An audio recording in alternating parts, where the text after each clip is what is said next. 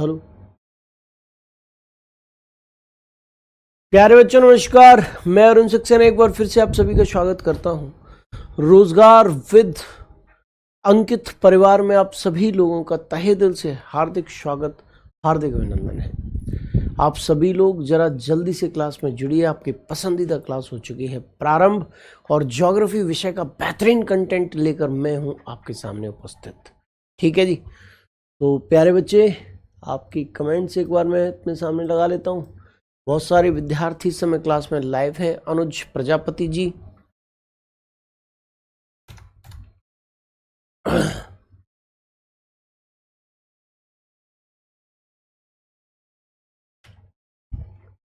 जी भाई, बहुत अच्छे।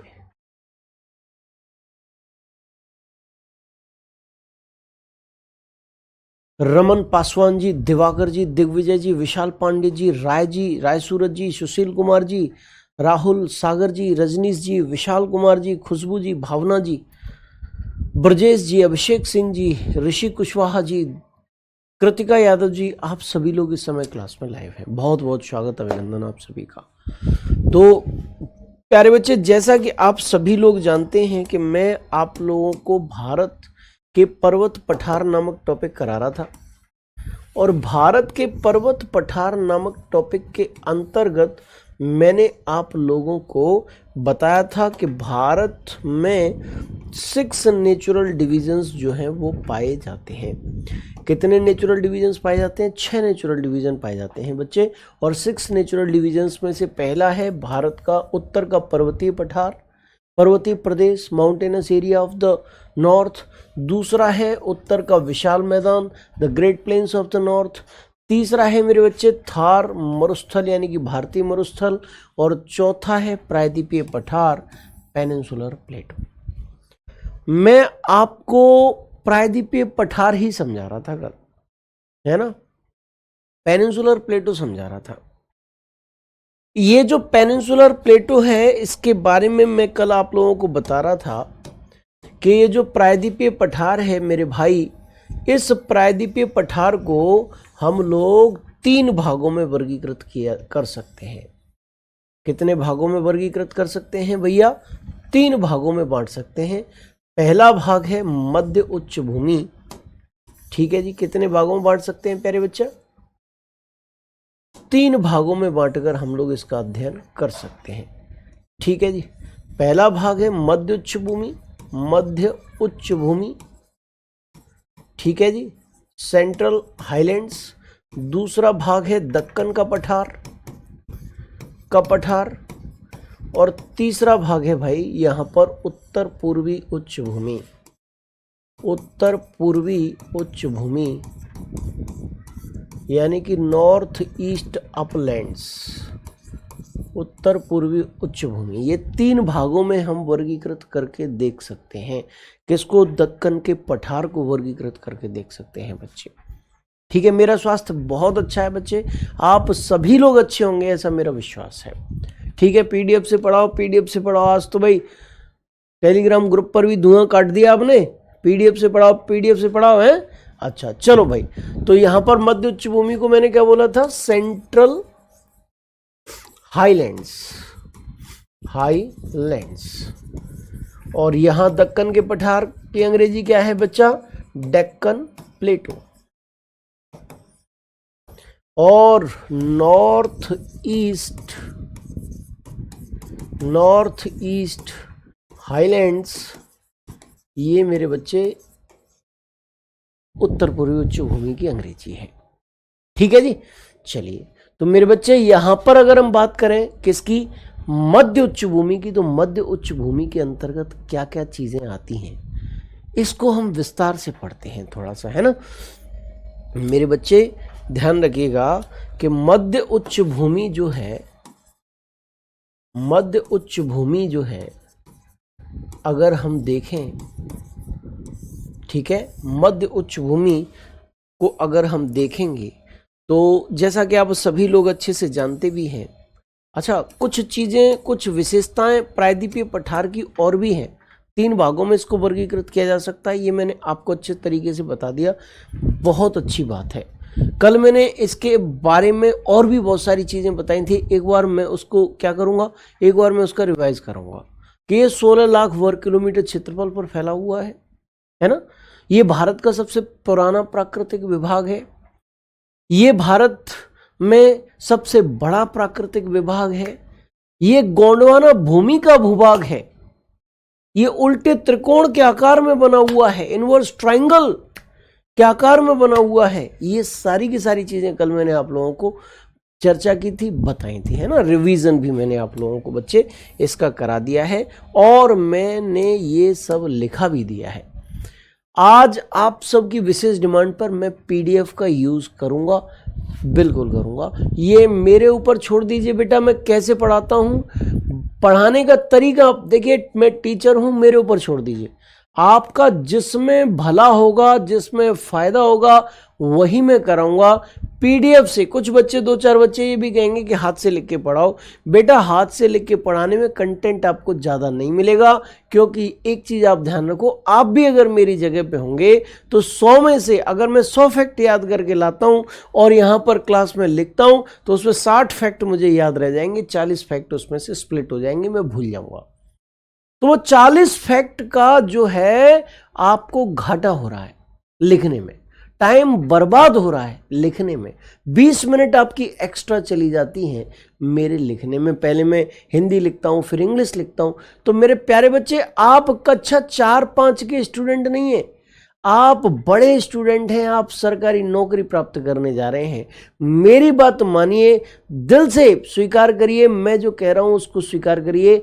आप एक बार पढ़ के देखिए, फायदा अगर आपको मिले तो आप मुझे बताना, ठीक है। अच्छे तरीके से यहां पर देखिए, नर्मदा नदी के उत्तर में प्रायद्वीपीय पठार का भाग मध्य उच्च भूमि के नाम से जाना जाता है। पहली बात समझ लीजिए, ये कहां पर है, नर्मदा नदी के नॉर्थ में है, नर्मदा नदी के उत्तर में है बच्चे, ठीक है जी। दूसरी बात, मध्यवर्ती उच्च भूमि के अंतर्गत निम्नलिखित क्षेत्रों को शामिल किया जाता है। कौन कौन से क्षेत्र आ रहे हैं, विंध्याचल पर्वत आ रहा है, अरावली पर्वत माला आ रही है, मालवा पठार आ रहा है, बुंदेलखंड पठार आ रहा है, राजमहल पहाड़ियां और छोटा नागपुर पठार भी आता है। ये डाटा मैंने यहाँ पर जो उठाया है ये टोटल एनसीईआरटी बेस्ड है, कक्षा 9 और 11 की पुस्तक से डाटा ये आप उठाया गया है। जैसे मैं पढ़ाता हूं मुझे फ्री हैंड दीजिए, मुझे पढ़ाने दीजिए, आप पढ़िए, बेस्ट से बेस्ट कंटेंट लीजिए, कंटेंट में कोई कमी हो तो बताइएगा आप, ठीक है जी। चलिए मेरे बच्चे, तो मैं सबसे पहले यहां पर आपके लिए चलता हूं, कहां, सबसे पहले मेरे बच्चे मैं आप लोगों को लेकर चलता हूं कहां पर, अरावली पर्वत पर। इस मध्य उच्च भूमि के एक एक भाग पर मैं आपको लेकर चलता हूं, ठीक है जी। यहां पर देखिए प्यारे बेटा, अच्छा कुछ बच्चे मैंने देखे, मैं पीडीएफ मैं किसे मैप बेस्ड तरीके से ही पढ़ा रहा हूं, लेकिन फिर भी कुछ बच्चे टेलीग्राम पर कहते हैं कि गुरुजी मैप से पढ़ाइए। उनका तात्पर्य क्या है, वो पीडीएफ से पढ़ना चाहते हैं। ये देखिए, ये यहां पर अरावली पर्वत की स्थिति है। किसकी स्थिति है मेरे बच्चे, अरावली पर्वत की स्थिति है इस जगह पर, ठीक है। ये अरावली पर्वत बहुत इंपॉर्टेंट है, बहुत इंपॉर्टेंट है। जिसको हाथ से लिखने में आनंद आता है ना, मैं 2 बार पढ़ाऊंगा बच्चा, जिसको भी लिखना है वो यहां पर लिख लेना मेरे साथ ही, ठीक है। देखिए ये अरावली पर्वत से क्या क्या क्वेश्चन बनेंगे। सबसे पुरानी पर्वतमाला है ये, क्या है बच्चा, सबसे पुरानी पर्वतमाला, ठीक है। आपसे क्वेश्चन पूछा जाएगा कि ओल्डेस्ट माउंटेन रेंज कौन सी है, तो आप क्या आंसर लगाओगे, बोलो फटाफट से। ओल्डेस्ट माउंटेन रेंज का आंसर आप क्या लगाओगे, आप आंसर लगाओगे कि गुरुजी वो तो अरावली है जी। इसकी आयु कितनी बोलोगे आप, तो इसकी आयु मेरे बच्चा 570 मिलियन वर्ष है, ठीक है जी। बोलो 570 मिलियन वर्ष इसकी एज है, इसकी आयु है मेरे बच्चा, ठीक है जी। अच्छा, अगर मैं आपसे बोलूं, आयु की बात हो गई, अगर मैं आपसे बोलूं ये किस प्रकार के पर्वत का उदाहरण है, तो भैया ये अवशिष्ट पर्वत का उदाहरण है, अवशिष्ट पर्वत का उदाहरण है बेटा, ये पर्वत का उदाहरण है ना, अवशिष्ट पर्वत का उदाहरण, एग्जाम्पल ऑफ रेजिडुअल माउंटेन है, रेजिडुअल माउंटेन। किसका उदाहरण है बच्चा? ये रेजिडुअल माउंटेन का उदाहरण है। ठीक है जी, रेजिडुअल माउंटेन। ठीक है, अब आप सोच रहे होंगे कि गुरुजी ये रेजिडुअल माउंटेन क्या होता है, ये अवशिष्ट पर्वत क्या होता है? अवशिष्ट यानी कि अवशेष जिसके बचे हों, जो प्राचीन काल में बहुत विशालकाय हो, जिसके अब नाम मात्र के अवशेष बचे हों, उसे कहते हैं अवशिष्ट पर्वत। ये बहुत पुराना है भाई, बहुत पुराना है, और नदियों ने इसे काट छांट दिया है, इसके अवशेष मात्र बचे हैं, इसीलिए इसको अवशिष्ट पर्वत कहते हैं भाई। इसकी सर्वोच्च चोटी कौन सी है? इसकी सर्वोच्च चोटी गुरु शिखर है मेरे भैया।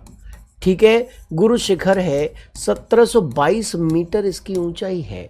क्या इसकी सर्वोच्च चोटी कौन सी है? गुरु शिखर है, 1722 मीटर इसकी ऊंचाई है बेटा गुरु शिखर की। और सुनो, यहाँ पर एक पर्वतीय पर्यटन नगर भी स्थित है, और उस पर्वतीय पर्यटन नगर को हम लोग माउंट आबू कहते हैं। बोलो क्या कहते हैं? माउंट आबू कहते हैं मेरे बच्चे। ठीक है, और ये माउंट आबू दिलवाड़ा के जैन मंदिर के लिए फेमस है। किसके लिए फेमस है? दिलवाड़ा के जैन मंदिर के लिए मेरे बच्चे ये माउंट आबू जो है वो फेमस है। अच्छा, इसके बाद अगर हम बात करेंगे, बात गुरु शिखर की हो गई, बात माउंट आबू की हो गई मेरे बच्चे। एक और बात मैं तुम्हें बताऊंगा, और वो बात क्या है कि इसका विस्तार राजस्थान में, इसका विस्तार कहाँ कहाँ पर है? राजस्थान में है, हरियाणा में है, गुजरात में है, और मेरे बच्चे दिल्ली में भी है। इन सभी राज्यों और केंद्र शासित प्रदेशों में आपका अरावली पर्वत का विस्तार है। जो बच्चे लिखने वाले हैं मेरे साथ साथ लिख सकते हैं, है जी, जो बच्चे लिखने वाले हैं मेरे साथ साथ लिख सकते हैं। मैं एक और बार बता रहा हूँ, गुरु शिखर इसकी हाईएस्ट पीक है, माउंट आबू यहाँ पर्वतीय पर्यटन नगर है, इसका विस्तार राजस्थान, हरियाणा, गुजरात और दिल्ली में है बच्चे। ये भारत की ओल्डेस्ट माउंटेन रेंज, सबसे पुरानी पर्वतमाला है, इसकी आयु 570 मिलियन वर्ष है, और ये अवशिष्ट पर्वत का उदाहरण है। ये प्री कैम्ब्रियन काल में बना हुआ पर्वत है। कौन सा काल? प्री कैम्ब्रियन युग में, प्री कैम्ब्रियन युग में बना पर्वत है। ठीक है जी, बना है। अब आप कहोगे कि गुरुजी ये प्री कैम्ब्रियन युग क्या है? जैसे हम पढ़ते हैं ना, हम धार्मिक दृष्टि से जानते हैं सतयुग, कलयुग, द्वापर युग, त्रेता युग, तो अब तक के कालखंड को ऐसे बांटा है धार्मिक दृष्टि से। इसी प्रकार ज्योग्राफिक दृष्टि से भी जो ज्योग्राफिक कालखंड है उसको, टाइम को बांटा गया है। किसी को अल्पाइन युग में बांटा है, कोई जो है प्री कैम्ब्रियन युग है, कोई कैम्ब्रियन युग है, इस प्रकार से बांटा है। तो उनमें से एक युग है, एक एरा है प्री कैम्ब्रियन युग, इसमें ये मेरे बच्चे बना हुआ है। अब हम एक बार फिर से रिवीजन करेंगे, चूंकि मैं हर चीज़ का 2 बार रिवीजन कराता हूं आपको। यहाँ पर देखिए, मैंने बताया कि ये भारत की क्या है? सबसे प्राचीन पर्वतमाला है। इसका निर्माण प्री कैम्ब्रियन युग में हुआ था, और इसकी आयु 570 मिलियन वर्ष है, और वो मेरे बच्चा डाटा किसमें है? लगभग में है। सर्वोच्च शिखर गुरु शिखर है, और इसकी ऊंचाई जो है लगभग में 1722 मीटर है बच्चे।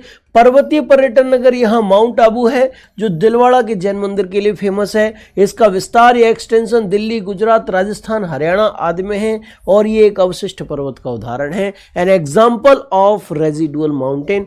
एक एक चीज इंग्लिश में लिखी हुई है। इंग्लिश के विद्यार्थियों को कतई 1% पीडीएफ से पढ़ने में कोई दिक्कत नहीं आनी है। ध्यान रखिएगा, दिल्ली में इसका विस्तार रायसीना हिल्स के नाम से जाना जाता है, और रायसीना हिल्स जो है उस पर राष्ट्रपति भवन इत्यादि बने हुए हैं। दिल्ली की जो ऐतिहासिक इमारतें हैं, ज्यादातर ऐतिहासिक इमारतें इसी अरावली पर्वत के भाग पर बनी हुई हैं। ध्यान रखिएगा मेरे बच्चे, ठीक है जी।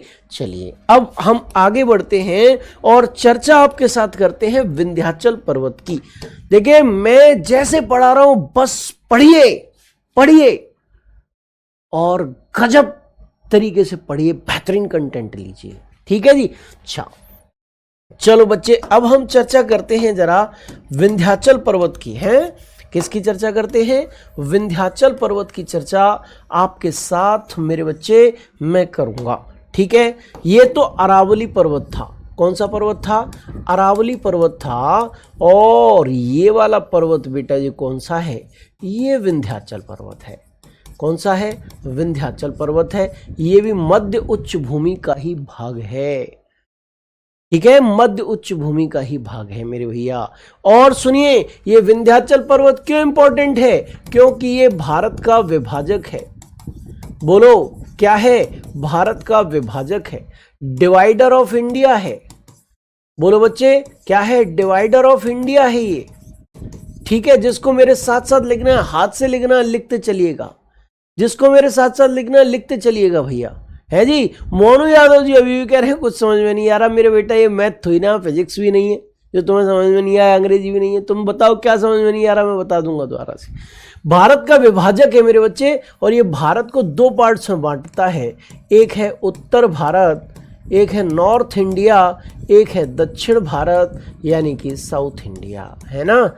एक मेरे बच्चे क्या है? नॉर्थ इंडिया है, और दूसरा है साउथ इंडिया यानी कि दक्षिण भारत मेरे बच्चे। ठीक है जी, North India and South India दो पार्ट्स में ये बांटता है। ठीक है जी। अच्छा चलिए, विंध्याचल पर्वत के बारे में बात करें तो ये भी एक अवशिष्ट पर्वत है भैया। है क्या है? अवशिष्ट पर्वत है, रेजिडुअल माउंटेन है। इसका मतलब क्या है मेरे बच्चे? बोलो, रेजिडुअल माउंटेन का मतलब क्या है? रेजिडुअल माउंटेन का मतलब मेरे बच्चे कि ये बहुत पुराना है, बहुत पुराना है, नाम मात्र के अवशेष इसके बचे हुए हैं। ठीक है, क्योंकि प्रायद्वीपीय पठार का भाग है। बोलो, प्रायद्वीपीय पठार का भाग है ये, और प्रायद्वीपीय पठार सबसे पुराना प्राकृतिक विभाग है। तो भैया ये भी प्राकृतिक विभाग पुराना है और अवशिष्ट पर्वत का उदाहरण है।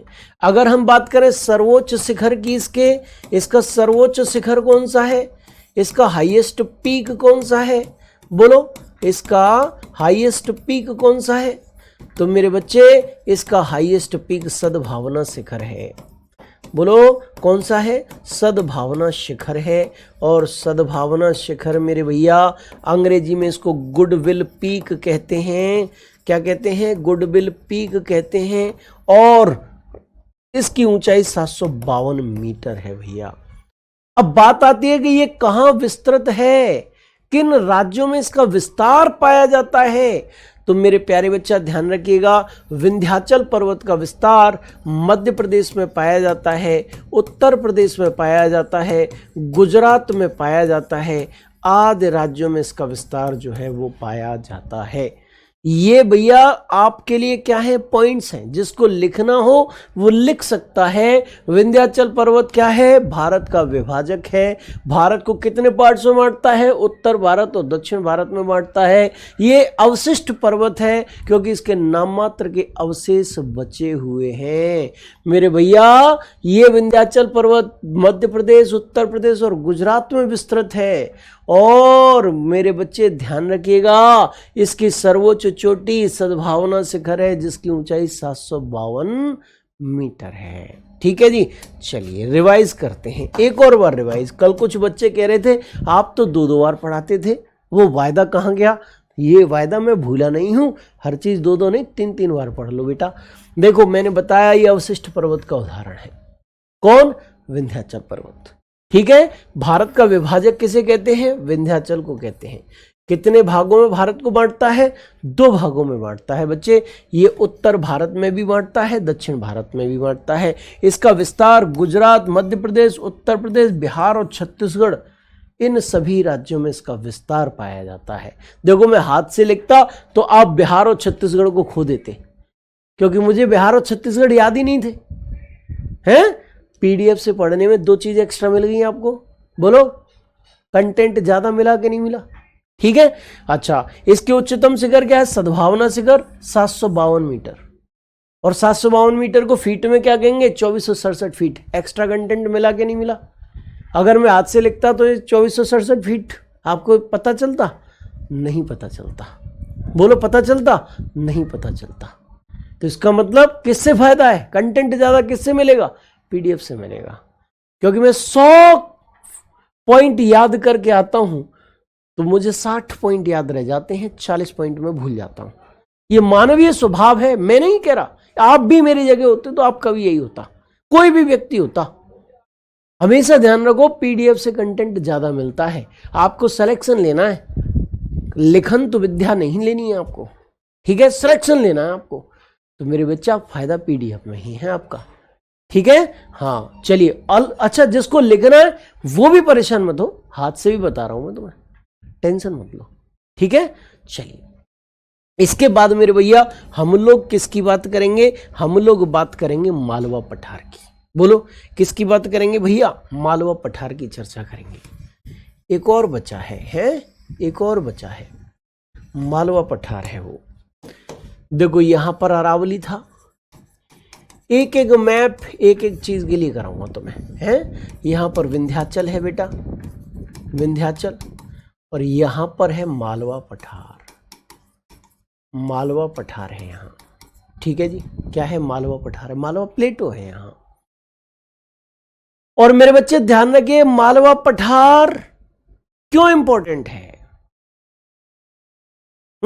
पीडीएफ से नोट्स क्यों बना रही है अंजलि जी, मैं तो लिख कर लिखा रहा हूं ना, लिखित रूप में बना लो, आपको लिखने में ज्यादा इंटरेस्ट है तो मैं लिखा भी रहा हूं, आप लेकिन मेरे साथ साथ बना लो यहां, उसके बाद जिस पीडीएफ से रिवाइज कर लेना, कुछ एक्स्ट्रा पॉइंट मिल जाए तो लिख लेना उनको, ठीक है। चलिए तो मेरे बच्चा मालवा पठार की चर्चा हम लोग कर रहे थे, ये क्या है, इसके बारे में क्या पॉइंट बनेंगे भैया, पॉइंट यही बनेंगे कि अरावली और विंध्याचल पर्वत के ये बीच में स्थित है, ठीक है। क्या बनेंगे, अरावली और विंध्याचल पर्वत के बीच में स्थित है, ठीक है। ये ज्वालामुखी निर्मित पठार है, फॉर्म्ड बाई ज्वालम वोल्केनो, ठीक है। ज्वालामुखी निर्मित पठार है ये, बोलो फटाफट से कैसा है, ज्वालामुखी निर्मित पठार, यानी कि ज्वालामुखी के लावा से निर्मित पठार, फॉर्म्ड बाई वोल्केनो, ठीक है जी, ज्वालामुखी निर्मित पठार है ये। अच्छा अगर हम बात करें इस मालवा पठार की, तो ये मेरे बच्चे ध्यान रखिएगा, यहां उत्खात भूमि पाई जाती है, उत्खात भूमि प्रदेश, ठीक है जी, बैडलैंड रीजन पाया जाता है। ये बैडलैंड रीजन क्या होता है, ये उत्खात भूमि प्रदेश क्या होता है, आपके दिमाग में ये चीज बन रही होगी। यहां पर एक नदी बह रही है बेटा, चंबल, और चंबल, बोलो चंबल क्या होती है, चंबल बीहड़ों का निर्माण किया है चंबल ने, क्या बनाए हैं, बीहड़ बनाए हैं, रेवाइंस बनाए हैं, ऊंची नीची भूमि बनाई है, ऐसे करके रेवाइंस बनाई, ऊंची नीची भूमि बनाई है। और ये जो ऊंची नीची भूमि है यही बीहड़ कहलाते हैं, इसको यहाँ उत्खात भूमि प्रदेश लिखा गया है। यानी मालवा पठार में चंबल नदी ने बीहड़ों का निर्माण किया है भैया, क्या किया, बीहड़ों का निर्माण किया है भैया, ठीक है। मालवा पठार से ये पॉइंट्स बनते हैं, ध्यान रखिएगा बेटा। चलिए मालवा पठार के बारे में हम आपको समझा भी देते हैं अच्छे से। यहाँ पर देखिए मैंने बताया ये अरावली और विंध्याचल पर्वत के बीच में स्थित है, ठीक है। It is situated between Aravalli and Vindhyachal mountains. इसके बाद अगर हम बात करें तो ये ज्वालामुखी निर्मित पठार है, वोल्केनिक प्लेटो है एक, ठीक है जी। अच्छा उत्खात भूमि के लिए फेमस है, चंबल रिवर ने उत्खात भूमि बनाई है। अगर मैं हाथ से लिखता तो इतनी चीजें आपको प्राप्त हो पाती, अब पीडीएफ ने मुझे कुछ और चीजें भी याद दिला दी। क्या याद दिला दी कि इसका विस्तार कहां है, मध्य प्रदेश, राजस्थान और गुजरात में है। मैं सच्चाई बता रहा हूं तुम्हें, तुम ये मत सोचना मैं गलत बोल रहा हूं, झूठ बोल रहा हूं, सच्चाई बता रहा हूं। इसका एक्सटेंशन कहां है, मध्य प्रदेश, राजस्थान और गुजरात में है। ये आप अच्छे तरीके से नोट कर लेना, मध्य प्रदेश, राजस्थान और गुजरात में इसका एक्सटेंशन है। इसके बाद अगर हम चर्चा करें मालवा पठार की है, तो ये अवनालिका अपर्दित क्षेत्र भी है, अवनालिका अपर्दित क्षेत्र, अपर्दित क्षेत्र। अब आप कहोगे कि गुरुजी अवनालिका अपर्दित क्षेत्र क्या होता है, गली इरोडेड एरिया है, एरिया ये क्या होता है, अवनालिका अपर्दित क्षेत्र क्या होता है।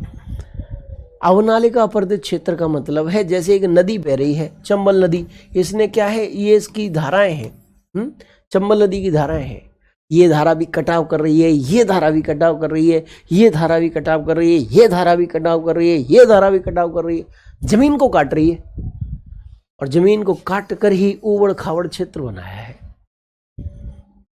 बोलो जमीन को काटकर ही क्या बनाया है मेरे भैया, ऊबड़ खाबड़ क्षेत्र बनाया है। बोलो फटाफट से, ऊबड़ खाबड़ क्षेत्र। और ये जो ऊबड़ खाबड़ क्षेत्र है, इसी क्षेत्र को कहते हैं अवनालिका अपर्दित क्षेत्र। क्या कहते हैं? अवनालिका अपर्दित क्षेत्र, इसको हम लोग कह रहे हैं। ठीक है जी, चलिए अच्छी तरीके से समझ में आ रहा है। बस अब हम आगे बढ़ते हैं।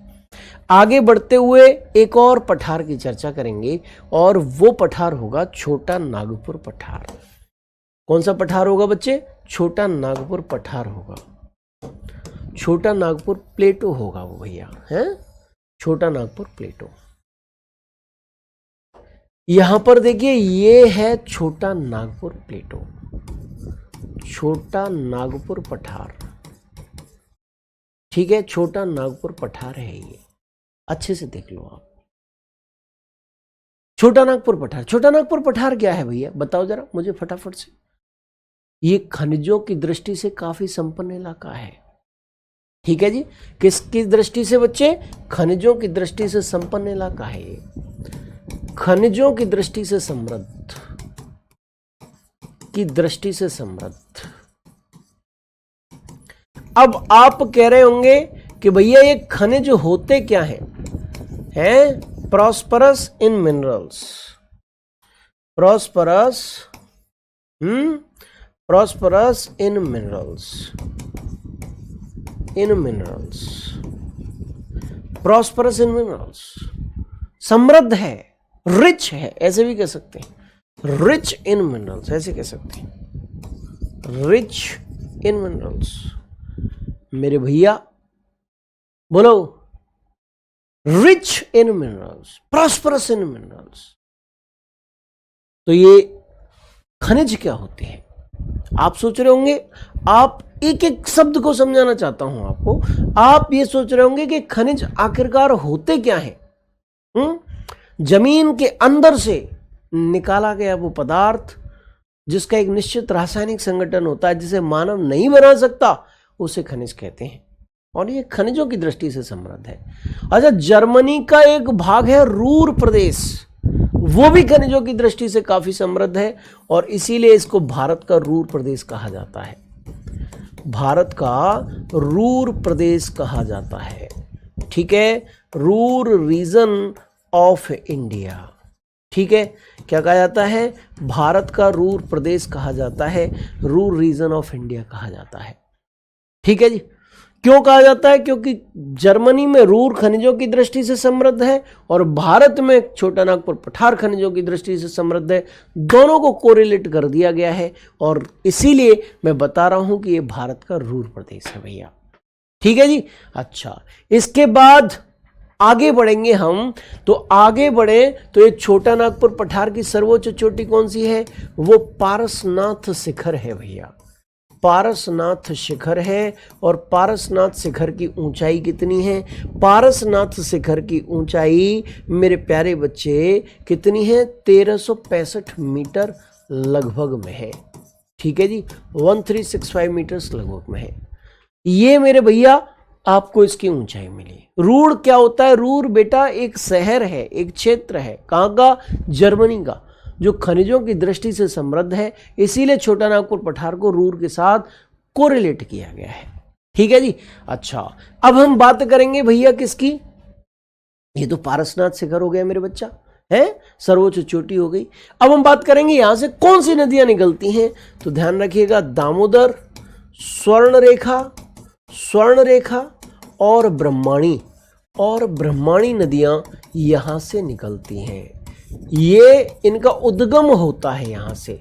ठीक है, इन रिवर्स का क्या होता है? यहां से उद्गम होता है, यहां से निकलना प्रारंभ करते हैं। ठीक है, कौन सी?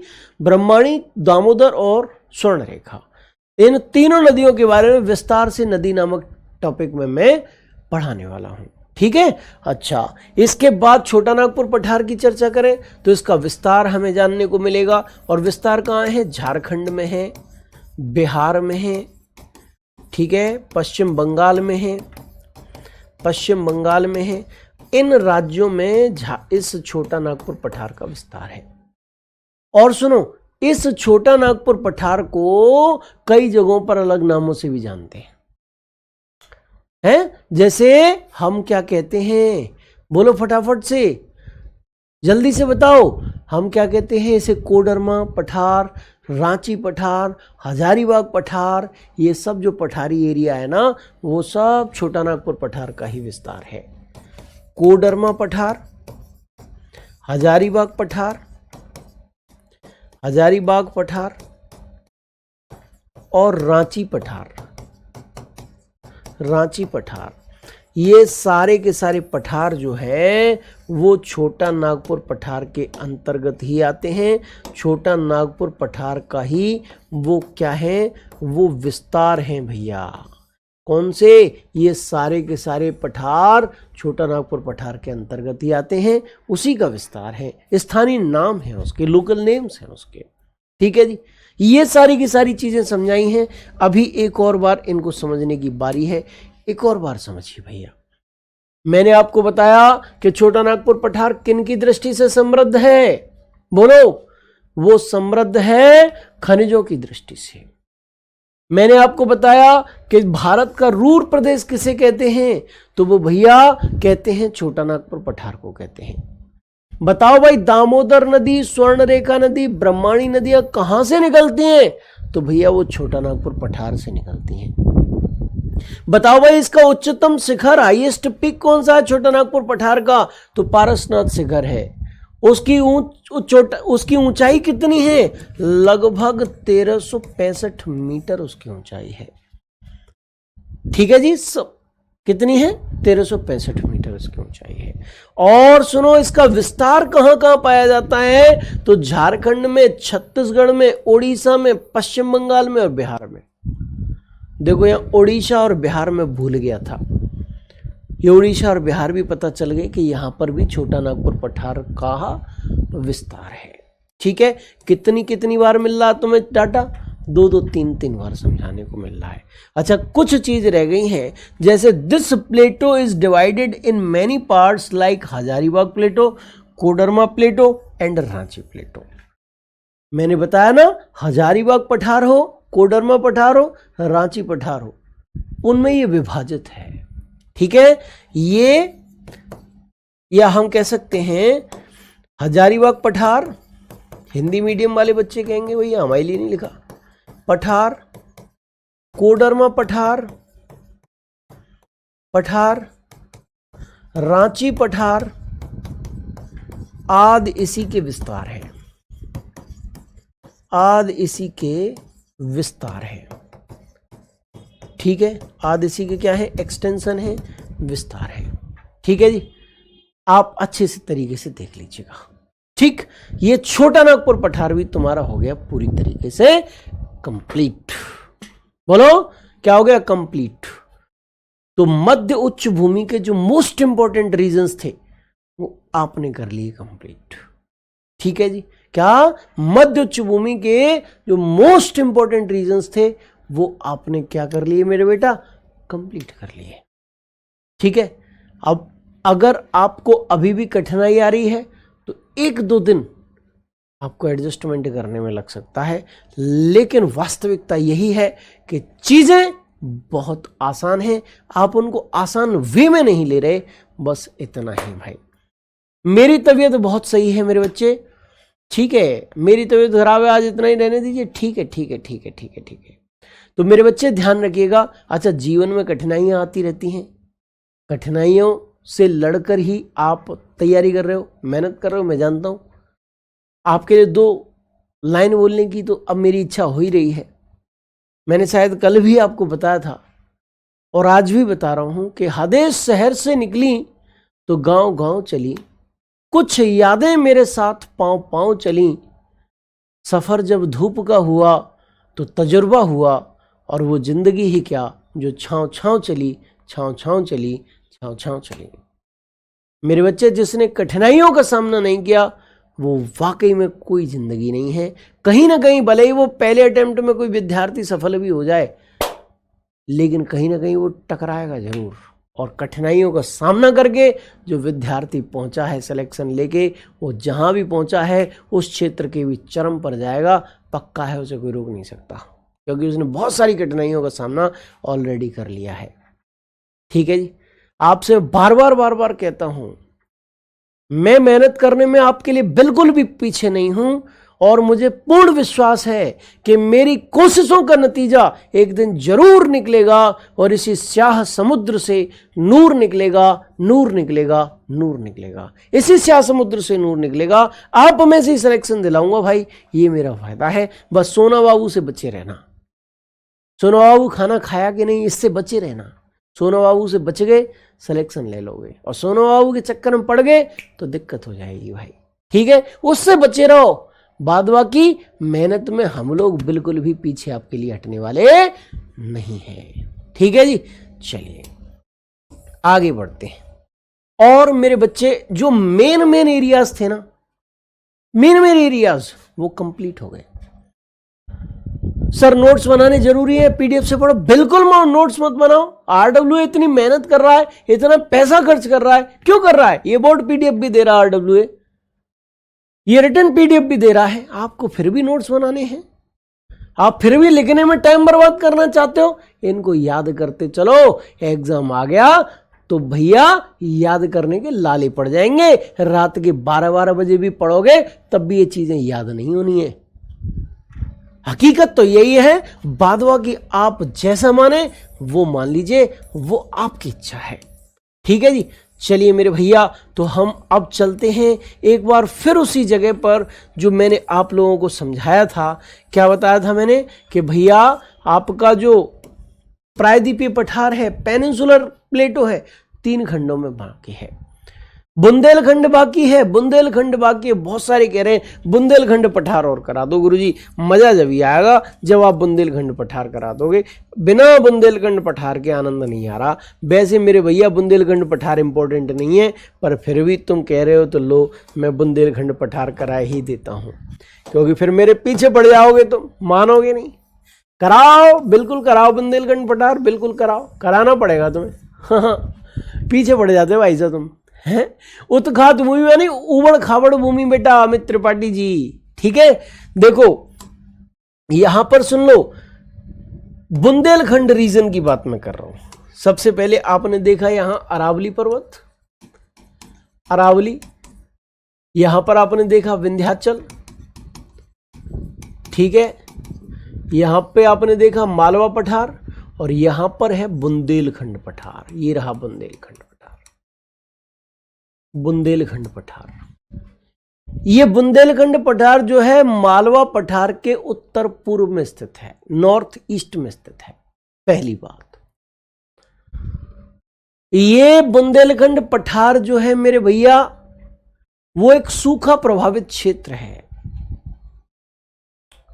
कैसा सूखा प्रभावित क्षेत्र है? ड्रॉट प्रोन एरिया, सूखा प्रभावित क्षेत्र।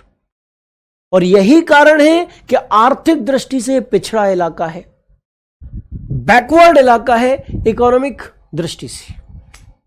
ठीक है जी, ये बुंदेलखंड पठार भी चंबल नदी के कारण, किसके कारण?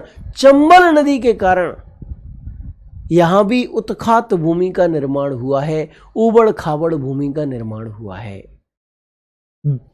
ऊंची नीची भूमि का निर्माण हुआ है। ये 3-4 पॉइंट अगर आप चाहो तो बुंदेलखंड पठार के अंतर्गत लिख सकते हो, अगर आप चाहते हो तो। क्या क्या लिख सकते हो बच्चे? बुंदेलखंड पठार, बुंदेलखंड पठार, बुंदेलखंड पठार, बुंदेलखंड प्लेटो। ठीक है जी, बुंदेलखंड प्लेटो। ये इसके बारे में 3-4 पॉइंट हैं। एक तो इसका विस्तार यानी कि एक्सटेंशन कहाँ पाया जाता है, तो मेरे बच्चे इसका विस्तार जो है वो उत्तर प्रदेश और मध्य प्रदेश में पाया जाता है। ठीक है, आदि। इसके बाद अगर हम बात करें तो ये सूखा प्रभावित क्षेत्र है, ये सूखा प्रभावित क्षेत्र है, प्रभावित क्षेत्र है। ठीक है, क्या है? Drought prone area. ठीक, इसके बाद आर्थिक दृष्टि से, ठीक है, दृष्टि से पिछड़ा क्षेत्र है, पिछड़ा क्षेत्र है।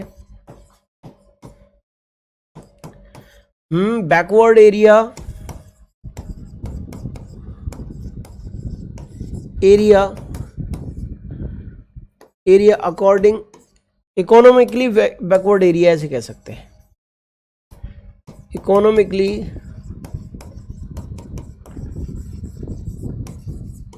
बैकवर्ड एरिया, ठीक है। और चंबल नदी ने यहां भी उत्खात भूमि यानी कि बैड लैंड का निर्माण किया है,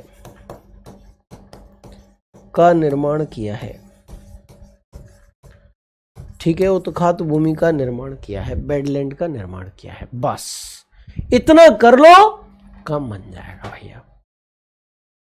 ठीक है जी, चलिए अच्छे तरीके से ध्यान रखिएगा। आपकी तबीयत खराब हुई, सब पूछ रहे हैं तबीयत कैसी है। मेरे बेटा तबीयत अब मेरी सही है, 2-3 दिन पहले खराब थी, सर्दी जुकाम खांसी बुखार था मुझे। ठीक है जी, चलिए आगे बढ़ते हैं। और आगे बढ़ते हुए अब मैं आपको लेकर चलता हूं सीधे उस जगह पर। मैंने क्या बताया था, प्रायद्वीपीय पठार को कितने भागों में बांट सकते हैं? 3 भागों में बांट सकते हैं। पहला भाग हो गया, दूसरा भाग उत्तर पूर्वी उच्च भूमि है। और इस उत्तर पूर्वी उच्च भूमि के अंतर्गत मुख्य तौर पर क्या आता है? मेघालय पठार आता है, मेघालय पठार आता है। बोलो समझ में आया कि नहीं आया? मेघालय पठार को ही हम शिलोंग पठार के नाम से भी पुकारते हैं, शिलोंग पठार के नाम से भी जानते हैं भैया। ठीक है, और सुन लो फटाफट से, उत्तर पूर्वी उच्च भूमि के अंतर्गत क्या आ रहा है? मेघालय पठार आ रहा है। ठीक है, एक और बार मैप बनाएंगे और यहाँ पर आपको समझाएंगे बच्चे। यहाँ पर गारो, खासी, जयंतिया पहाड़ियाँ आती हैं और ये मेघालय अथवा शिलोंग पठार है, अथवा शिलोंग पठार है। ठीक है जी, क्या है? मेघालय अथवा शिलोंग पठार है। ठीक, और यहाँ पर कौन कौन सी पहाड़ियाँ आ रही हैं? गारो, खासी और जयंतिया। और कौन सी पहाड़ी आ रही है भैया? जयंतिया पहाड़ियाँ आ रही हैं। और इस खासी पहाड़ी के निकट क्या है? मासिनराम है। क्या है? मासिनराम है। देखो भैया, तो गारो, खासी, जयंतिया पहाड़ियां किसका हिस्सा हैं? ये हिस्सा है बेटा मेघालय पठार या शिलोंग पठार का। इसका मुख्य तौर पर भैया विस्तार कहां पाया जाता है? तो मेघालय राज्य में इसका मुख्य तौर पर विस्तार पाया जाता है। Mainly extension in Meghalaya. ठीक है जी, बोलो इसका विस्तार कहां है? मेघालय में। इसके अंतर्गत कौन कौन सी पहाड़ियां हैं? गारो, खासी, जयंतिया पहाड़ियां हैं। और मेरे भैया अगर आप जानते हैं तो सुन लो, भारत में सबसे ज्यादा वर्षा कहाँ होती है? तो मासिनराम में भारत में सबसे ज्यादा वर्षा होती है। कहाँ होती है? मासिनराम में भारत में सबसे ज्यादा वर्षा होती है। और वो मासिनराम खासी पहाड़ी से संबंधित है। कैसे संबंधित है? आप एक बात बताओ, बोतल में आपको क्या भरना है? तेल भरना है। और बोतल में तेल भरने के लिए आप किसका इस्तेमाल करते हैं? आप कीप का इस्तेमाल करते हैं। और ये जो खासी पहाड़ी है मेरे बच्चे, कौन सी पहाड़ी? खासी पहाड़ी जो है वो खासी पहाड़ी भी कीपाकार आकृति में है। कैसी आकृति में है? कीपाकार आकृति में है ये खासी पहाड़ी भैया। इस कारण से जो दक्षिण पश्चिम मानसून है ना, साउथ वेस्ट मानसून, उसकी जो ह्यूमिड एयर है, जो नमी से युक्त हवा है, जो पानी अपने साथ लेकर आई है, वो हवा जो है अपना सारा की सारा पानी इस जगह पर ही गिरा देती है। क्या कर देती है? इस जगह गिरा देती है। और यही कारण है कि मासिनराम भारत में सबसे ज्यादा वर्षा का स्थान है। बोलो क्या है? सबसे ज्यादा क्या है? वर्षा का स्थान है। क्लियर है कि नहीं है? बस इतना ही आज की इस क्लास में मैं कराऊंगा।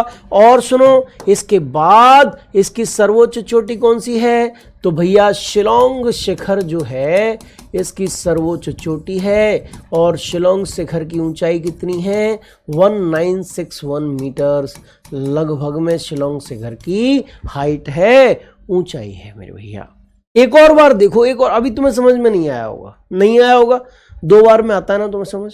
दूसरी बार देखो, इसके अंतर्गत क्या क्या आ रहा है? गारो आ रही है, खासी आ रही है, जयंतिया पहाड़ियां आती हैं। ठीक है जी। मासिनराम जो भारत में सर्वाधिक वर्षा का स्थान है, किस पहाड़ी के निकट है? खासी पहाड़ी के निकट है भैया। ये किसका भाग है? प्रायद्वीपीय पठार का भाग है। इसके सर्वोच्च चोटी कौन सी है? शिलोंग शिखर सर्वोच्च चोटी है। ऊंचाई कितनी है? 1961 मीटर्स है लगभग में। ठीक है, अप्रोक्स यानी कि लगभग। और इसका विस्तार कहां है? मेघालय में विस्तार है। बोलो कहां है? मेघालय में विस्तार है। अभी मेरे बच्चे कुछ कह रहे हैं पामीर का पठार बता दो। राहुल कुमार जी, पामीर का पठार विश्व भूगोल में आएगा। कहां आएगा? विश्व भूगोल में आएगा बच्चा। ठीक है जी, चलो। इसके बाद एक भैया कह रहा उत्खात भूमि बता दो। उत्खात भूमि मेरे बच्चे उबड़ खाबड़ भूमि, ऊंची नीची भूमि है। अभी तुम्हें एक और बार रिवाइज करा के भेजूंगा। तुम्हारा बैच वो है ना, आरपीएफ वाले बच्चे हो ना तुम, बहुत खास बैच रहा है मेरा, बहुत प्रिय बैच, एकदम से प्रिय बैच। आरपीएफ वाले बच्चे हैं, रेलवे वाले हैं, इन सबको एक और बार रिवाइज करा के भेजूंगा मैं। बताओ भाई, भारत का सबसे पुराना पर्वतमाला कौन सी है? अरावली है। अरावली कैसे पर्वत का उदाहरण है? अवशिष्ट पर्वत का उदाहरण है। कैसी पर्वतमाला का उदाहरण है? अवशिष्ट पर्वतमाला का उदाहरण है। क्यों? क्योंकि काफी प्राचीन है। कितना समय लगा इसको? इसकी आयु कितनी है? इसकी आयु 570 मिलियन वर्ष है। तुम बताते चलो मेरे साथ साथ, इसकी आयु कितनी है? 570 मिलियन वर्ष है। कौन से युग में बना? प्री कैम्ब्रियन युग में बना था भैया। ये किन किन राज्यों में विस्तृत है? तो ये राजस्थान में, गुजरात में, हरियाणा में और दिल्ली में विस्तृत है। इसके बाद मेरे भैया मैंने क्या बताया था? विंध्याचल बताया था।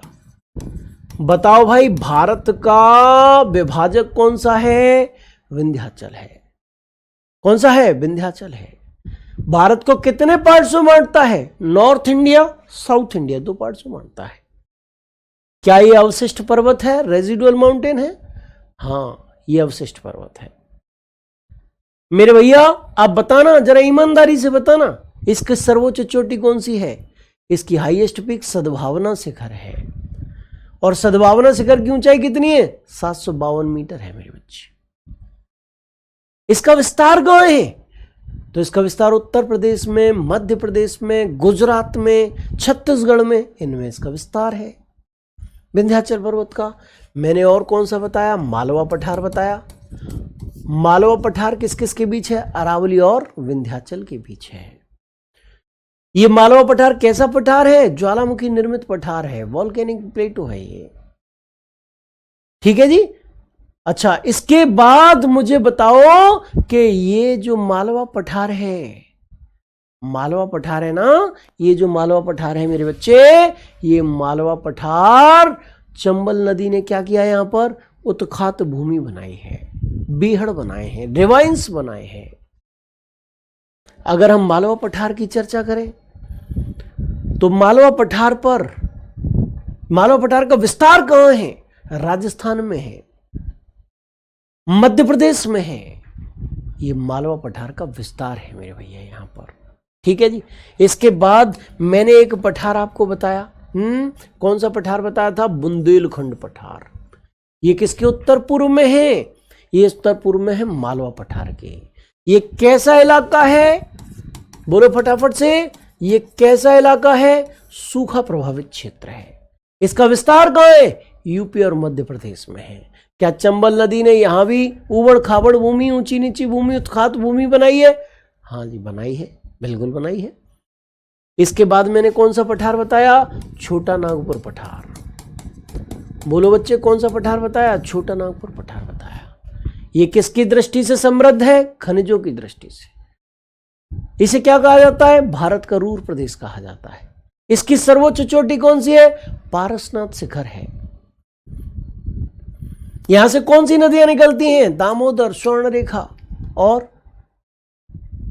और ब्रह्मणी। मेरे बच्चे, रांची पठार, कोडरमा पठार, हजारीबाग पठार किसका विस्तार है? छोटा नागपुर पठार का विस्तार है। इसका विस्तार कहां पाया जाता है? झारखंड में, बिहार में, पश्चिम बंगाल में, ओडिशा में, इनमें इसका विस्तार पाया जाता है। एक पठार मैंने बताया यहां पर, मेघालय पठार। ठीक है, कौन सा पठार है बच्चा? वो बताओ जल्दी फटाफट से। वो मेघालय पठार है, यहां पर है मेघालय पठार। बताओ फटाफट से, कौन सा पठार? मेघालय पठार है। ये रहा मेघालय पठार। ये किसका विस्तार है? प्रायद्वीपीय पठार का ही विस्तार है। गारो, खासी, जयंतिया पहाड़ियां किसके अंतर्गत आती हैं? इसी के अंतर्गत आती हैं। मासिनराम भारत में किस लिए महत्वपूर्ण है? क्योंकि सबसे ज्यादा वर्षा का स्थान है। कहां पर स्थित है? इसी मेघालय पठार के अंतर्गत है। इसकी सर्वोच्च चोटी कौन सी है? शिलोंग शिखर इसकी सर्वोच्च चोटी है। ये सारी की सारी चीजें मैंने आपको बताई हैं। दक्कन का पठार कल बताएंगे राहुल कुमार जी। मेरा प्रयास रहा आपके कोई डाउट न रहे। पढ़ाने का तरीका मुझ पे छोड़ दीजिए, आप बस पढ़िए पढ़िए पढ़िए। और बच्चे पूरे विश्वास के साथ पढ़िए। कई जीत अभी बाकी हैं, कई हार अभी बाकी हैं। ये तो सिर्फ एक पन्ना था, पूरी किताब अभी बाकी है, पूरी किताब अभी बाकी है। हमें बहुत कुछ पढ़ना है। अभी तो शुरुआती टॉपिक है। एनर्जी का लेवल यहां पर खत्म नहीं होना है। पूरे जोश से पढ़िए, अपने होश बनाए रखिए और सफलता को प्राप्त करिए। स्वामी विवेकानंद जी ने एक ही चीज कही थी कि उठो, जागो और जब तक लगे रहो, जब तक सफलता प्राप्त ना हो जाए, लक्ष्य प्राप्त ना हो जाए। वही बात मैं आपसे कहता हूं कि भाइयों बहनों, इस देश को आपकी जरूरत है और उस जरूरत को पूरा करने की जिम्मेदारी आपकी है। इसीलिए अपने लिए नहीं, अपने माता पिता के लिए, गुरुजनों के लिए, देश के लिए मेहनत करिए, सफल हो जाइए। जय हिंद, जय भारत, जय महाकाल।